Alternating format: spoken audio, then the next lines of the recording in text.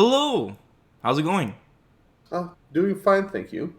Today we're going to discuss the top 5 most buff characters ever since Champion Edition rolled out. And I kind of want to do this right before, because Evil Japan is coming up, Mir, this weekend. And we're going to kind of see kind of how the meta is going to shift, what kind of characters are pro players looking at, and which characters are actually dishing out results. And so I think this would be perfect timing now. We'll discuss the top 5 most buff characters. This does not necessarily mean that these characters are going to be top tier or are top tier, but it's more about kind of like where they were before and how much more powerful they've become, I guess, from where they were at. This Yeah, list is kind of in order, but kind of not, because it's way too early to tell the actual how good these characters will be in the future, but it's just kind of like glancing at the notes. So we'll start with number 5, Mir, is Ed. So yes. Ed, I think, was in a really tough spot, especially with wasting a patch or two on just fixing the character rather than buffing the character. He had a ton of consistency issues with like his upper not connecting at a certain distance and weird light confirms and a bunch of other things, as well as some nerfs as well, like this backdash, for example. So Ed has been inconsistent for a while. I mean, I was gonna mention it earlier, but I'll mention it now for Ed too. There's a lot of people that, like a lot of players that are trying out new characters, as you mentioned, because they've been changed for the newest season. Mm-hmm. And I mean, in the case of Ed, we've seen Infiltration try out the character, Yeah. but this is true for other characters as well. You know, like there's so many players that are considering switching mains. You know, like trying out something new, maybe having a secondary, especially now so deep in the game's development, I guess. Life, yeah. Yeah, so yeah, it's gonna be interesting. Right. Sure. Ed also got some mobility buffs with his backwards walk speed. They upgraded his light confirms. You can do like triple light. He can go crouching light kick, crouching light punch into the cycle rising, the up kicks, which is a Mm-hmm. lot more damage. Light confirm. He's got really annoying flicker pressure now. Just one, two, Yeah. three, constantly abusing that. Now that you can Yes, just kind -2 now. of mash the buttons and not accidentally get upper anymore. You pretty much just constantly use that for crouching medium kick. It's really annoying. More Mm-hmm. medium confirms now as well, because he's got the new counter hit. He's Mm-hmm. more plus, and he can get that crouching medium kick out from a lot of different normals. And Yeah. of course, consistency, once again, every patch. Once again, the cycle rising, more horizontal range, and when he goes down to EX, even as an anti-air, he'll be able to land that upper.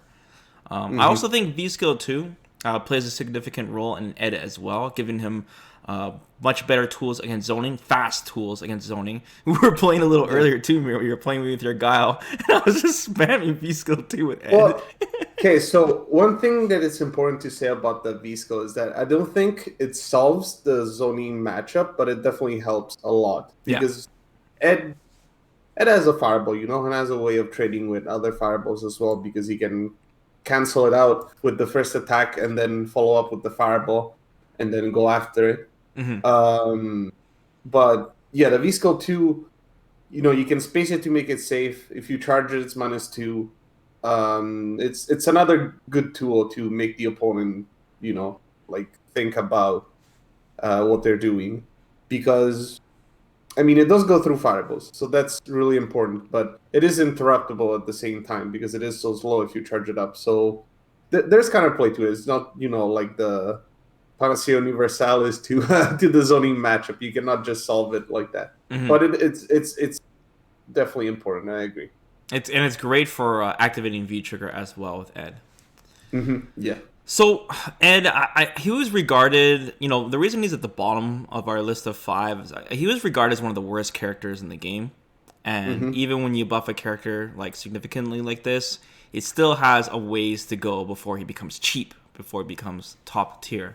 So Yeah. Ed is definitely in the right direction, and he's definitely a viable character. Once again, like you said, with Infiltration's performance at the Red Bull qualifier, last Hmm. chance qualifier. So we'll see Yeah. where Ed lands in the future.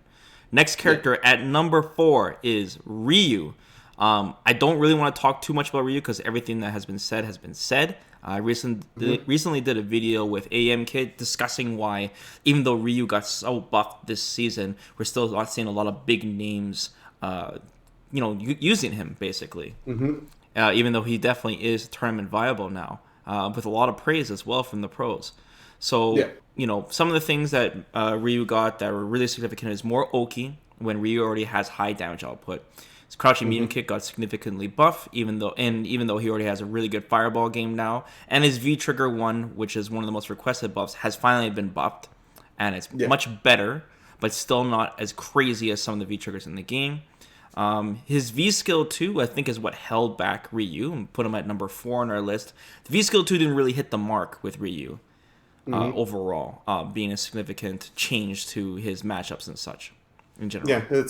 It's honestly pretty crappy overall. Yeah, It's not very impressive. right. But there's a lot, like you were saying, a lot of pros were praising Ryu and his changes and how he's a much better character. But there's a few, I would say, comments that have been made about the state right now, and one comes from Daigo and how he still believes that V Trigger 2 is better than V Trigger 1, for Interesting. example, because he believes that it gives him the opportunity to pressure by instilling the fear of the parry in the opponent, so he has more leeway on the offense, which I guess makes sense in the sense that V triggers in general are meant as like a comeback tool. Hmm. So having more offensive potential through the threat of the parry makes sense. And he said weird things like saying that he has a better neutral than Akuma, which is I know. Me and Kid talked about that. And we thought he was selling it a little too hard. I think he was at gunpoint from Capcom when he said that. yeah, Yeah. but I don't think from what he said that he wants to have him as a secondary. He's been investing his time into other characters. Right. Right. So Definitely. yeah, buffed for sure, but Yeah. only time will tell if it's been enough. The V trigger 2 comment's interesting. I think G's V trigger also installs fear on the opponent and does something as well. So Yes, it interesting kills too. you when you get touched. Number 3, and this one is kind of a tie, I would say, because she would definitely be way up there considering where the character kind of landed right before the season ended, and that is Laura. So Mm-hmm. it's very obvious with Capcom significantly buffing Laura that they've done this patch kind of in advance. I'd say somewhere around the mid-season, especially when you look at the nerfs as well in certain characters. And of course, they didn't anticipate this character winning Capcom Cup. I don't Yeah. think that's how you should nerf a character. If a character wins Capcom Cup, it doesn't mean necessarily that they should be nerfed, of course. Yeah, yeah. Right? But this is a character that's been slept on by a lot of players, especially on the Japanese side as well. And haven't seen too much representation of it outside, of course, Idom, who's doing very well and still doing very well with Laura right now with the weekly turns and such. And of course, I'm sure he's enjoying these buffs that she got. So she got most of her buffs are everything to help the character outside of V-Trigger. So Laura is definitely a momentum-based character, but she mostly doesn't really start being annoying until that V-Trigger is activated and everything becomes unreactable and crazy. But now her neutral game is actually a lot stronger. First off, she got the health buff, hey? She got the health buff, so she's a pretty good health for a grappler. Well, a grappler with the speed of Laura, I should mention, with a fireball. First, she got confirmable mediums. I forgot what mediums they were. I think it was like crouching medium punch and crouching medium kick. I think became confirmable now. So kind of like Cat Ying style, where she can confirm into the shoulder. She has much higher damage combo routes now, where her target combo before used to only go into her V skill, but now it could be special canceled, allowing for Oki setups with the thunderclap or into the elbow, right, for much more Yes. damage.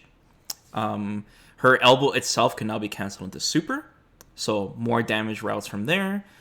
And just more consistent mix-ups in general too, Mir. Because when she lands the shoulder, she's closer now. So depending on if she confirms into that shoulder, she's gonna be in range to grab you. There's a few important things here. Well, another one is that she got another V skill, of course, but I'm not quite sure of the applications yet. But the other one that I wanted to mention is that the crouching medium kick, if it really is it confirmable and people show that it's doable, Mm-hmm. that's really important because that means you have a relatively long range low that you can use to stop opponents from walking back, Yes. which is important when you have a command grab, right? Because you don't want them to walk out of range. Like you don't have an SPD like Zangief that reaches full screen. You Mm-hmm. want them to be in your face, and you do have the mobility to like keep up with people walking away from you. Yeah. But having a low that is then convertible into the elbow, which puts you point blank at plus frames, Mm-hmm. where you can just do it again. It's Mm-hmm. really important for Laura for sure. Right. Right. So that's a strong buff, I feel. Right. I think one thing that's holding back, even though we have her higher on our list, one thing that's holding her back from players, I think, from trying out Laura and finally giving her a chance, considering she got really buffed, is Abigail right now in general. Yeah. Which, of course, we'll talk more about in the future, because Abigail is very interesting where he landed this season. Mm-hmm. Okay, number 2. And like I said, this could be tied with Laura. It depends how you see it. It could be tied with number 1 as well. The next character at number 2 is Kage. Yes. I'm sure you guys saw this coming a mile away. This is what happens when a character has a massive tool set and gets buffed. I mean, you only need slight tweaks to make a character like this very strong. Kage is very interested because he had so many tools, but all these tools were weak. But now most of these tools have gotten buffed in a certain way, and Kage has been buffed in all different directions as a character. First off, he got health buff, which is great because Capcom has to make Kage weak in some shape or form because of the tool set, but if you just give him health is one of the things they try to balance everything. He can become really scary. He's got a really good 3-framer, and now it's +3 on hit, which means on counter hit, he can now convert these into a medium, like crouching medium punch. His crouching medium kick is confirmable. He got one of those universal buffs, which is scary against a character like Kage, considering that his neutral is one of his biggest weaknesses. The target combo forces stand mirror. So now, once again, helping his neutral helps V-Trigger confirms as well and gives him just, a threat, right? Both his V-skills, his V-skill 1 got buffed, and V-skill 2 was obviously given to him. Both V-skills are good, both V-skills are viable, and with the V-skill 1 buff, he's got 2 great tools for different matchups, different parts. Yeah, I would say that V-skill 2 is probably the best general V-skill that you would use in most matchups. But V-skill 1 helps him in other matchups, and I would say notably it helps him dominate the Honda matchup. Okay. That is one of the worst matchups in the game as of now, as far as I know, like as what people think about it, because of how V-skill is able to deal with Honda's headbutt so well. So having this choice on a character that, like you said, already has a really big tool set is great. And they're both really good V-trigger conversions. Yes. And Kage's V-triggers are strong. So that helps him a lot. His V-trigger's got slight buffs as well. He can now combo into medium DP from medium Tatsu, which is a big damage buff. He now gets Oki after medium and heavy DP. So at both anti-airs and comboing into, you're given a pressure character, right? Oki, better Oki.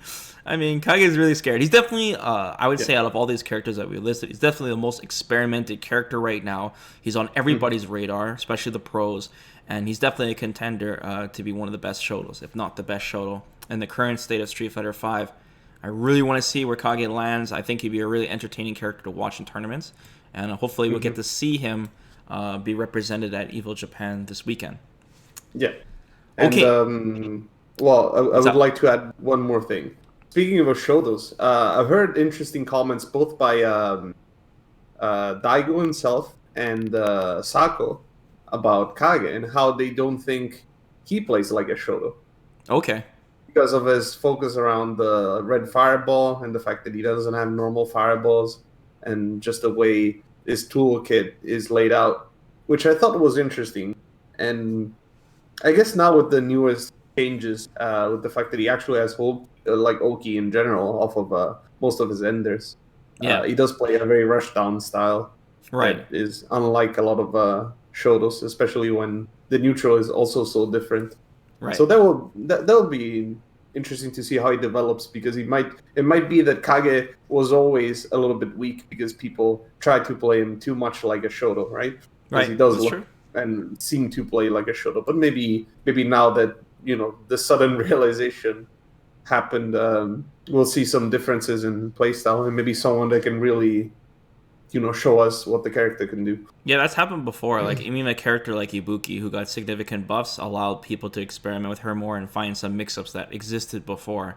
It's just all a matter of them spending the time to learn the character, right? Yeah. And that's what buffs do, which is great. Okay, finally at number 1, I'm sure you guys have probably figured it out by now, since this character has not been named yet, is ChunLi. So ChunLi was considered the strongest character in Season 1.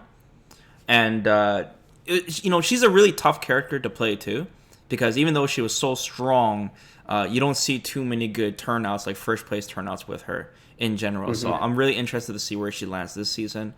Part of the buffs that she got was, like, out of all the characters that we've named so far, with like Ed, Ryu, Laura, Kage and such, like ChunLi wasn't in that bad of a spot as some of these characters. I mean, Laura is debatable, but we've only seen like 1 or 2 players play Laura. But ChunLi wasn't in that bad of a spot. So with these kind of large buffs, I think puts her really ahead right now to be a good contender, viable character.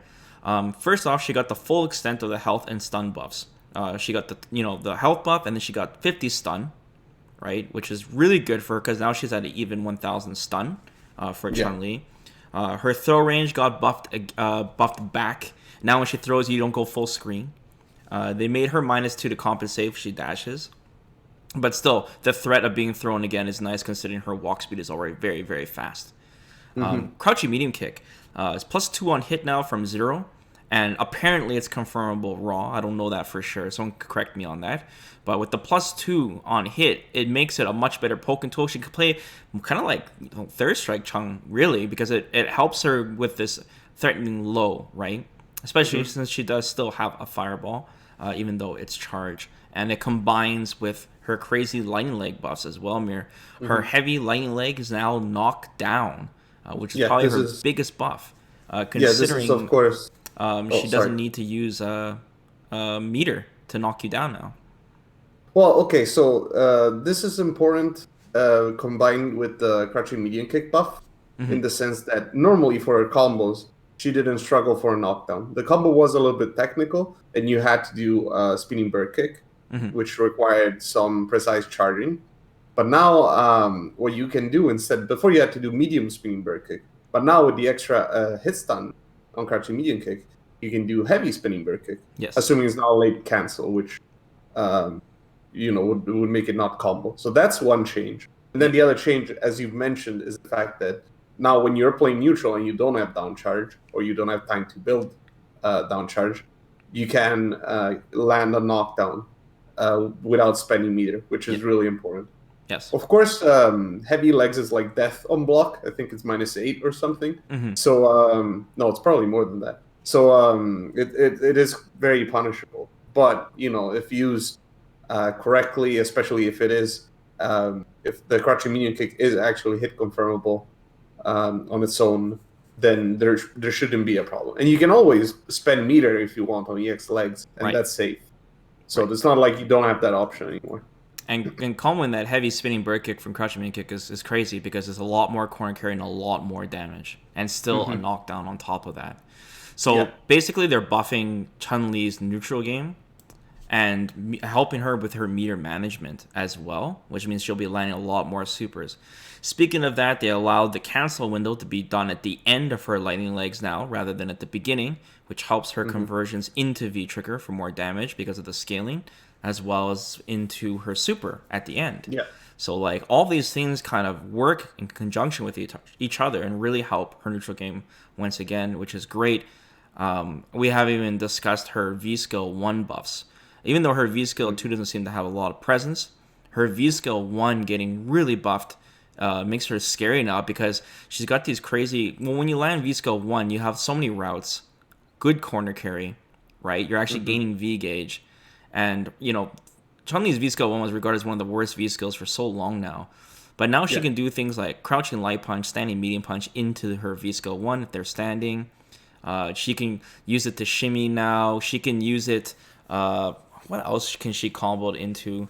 There's a bunch of things now that she couldn't before, and she can actually confirm into it, which is scary. Mhm. So even though like her V skill 2 sounds good on paper with the throw bait and such, she still has instant air lightning legs anyways to kind of fill that slot and still have the benefits of V skill 1.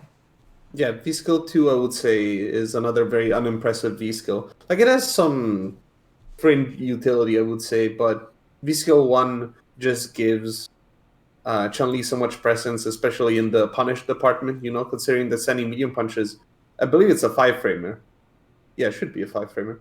So like punishing something that is -5 with sending medium punching to V skill into corner carry and damage, it's so important. It's so important for a character like ChunLi that relies so much on their neutral game, and having punishes that can make up maybe for when the opponent is close, like really make them consider what they're doing, right? Not throw out punishable moves is really important. And V skill 2 just doesn't give enough, to be Right. honest, Right. to be comparable. So that's a little bit unfortunate. I mean, it would have been nice to see something just as good, but yeah, it doesn't. At least so far, it doesn't seem like it is like that. So, Amir, let's wrap it up. Guys, let us know in the comments below what you think are the top 5 most buff characters for Street Fighter V. Did we miss anybody? What about Cody, Vesper? Let us know in the comments below. Evo Japan, like I said, is rolling out this weekend, and me and Mir will be back with some follow-up videos on the changes, the overall changes to the meta and the balance of Street Fighter V. Thanks for joining us, guys. Mir, till next time. Take care, everyone.